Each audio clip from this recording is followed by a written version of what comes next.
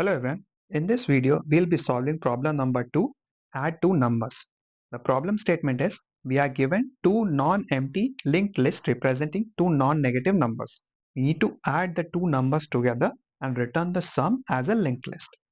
In example number 1, with these two given as our input, we need to add the values of the nodes at same level and build a new linked list. If the sum is greater than 9, then we need to use the carry operation and add 1 to the next addition. For instance, when we add 4 and 6, we get 10. As it is greater than 9, we will add 1 to the next one, resulting in 8, because we had 3 plus 4 giving us 7 plus 1 makes it 8. One way to solve this problem is to use two pointers approach plus brute force, where we'll use two pointers, one to point at list 1 and the other to point at list 2. We'll start traversing through both of the linked lists at the same time using both pointers, add the values of the nodes that they are pointing at. And we'll save the sum in a collection which will later be used to build our output linked list. We'll continue this traversal until both the pointers are pointing at nulls. With this solution, our time complexity will be O of max of m, n, where m is the size of the first linked list and n is the size of the second linked list. This is because we are using two pointers, so we'll run the iteration recursively until both of the pointers are pointing at null. And space complexity is also going to be the same because we are using a collection to store the sum of the two nodes. So the depth or the size of the collection will be equal to max of m, n. There is one optimization that we can do to this approach. As we are already calculating the sum and we have access to it, instead of saving it to the collection and increasing our space complexity, why not use it to build our output linked list at the same time?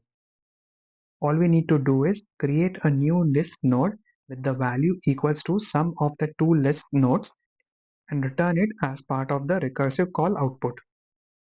All recursive downstream calls will be returning a list node instance which will be equal to the current list node's next node.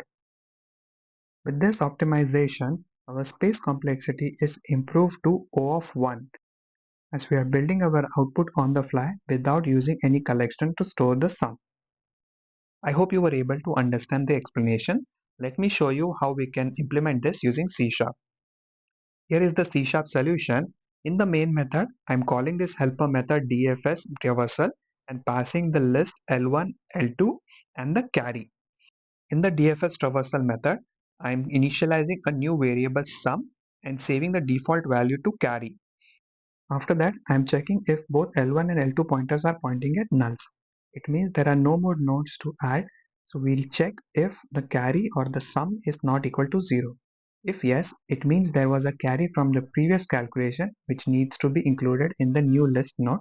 So I'm creating a new list node with value 1 and returning it. If the sum is equals to 0, it means there are no more nodes that we added, so I'm returning null. After that, I'm adding the nodes value that L1 and L2 are pointing to the sum variable. After that, I'm creating a new list node whose value is equal to sum of mod of 10. This is to make sure that the value of the node does not cross more than 9. After that, I'm calling the DFS traversal method recursively, incrementing my L1 and L2 pointers and passing the carry of the sum by applying the division by 10 operation. The output of the method call will be saved as node.next. And once all of the recursive loops are complete, we return the current node as the output. This code, when submitted on LeetCode, beats 100% of the submissions in terms of runtime and 13% in terms of memory. Thank you for watching this video. I hope you were able to understand the explanation. The details to access the source code is available in the description below. Feel free to check that out, and I will see you in the next one. Thank you.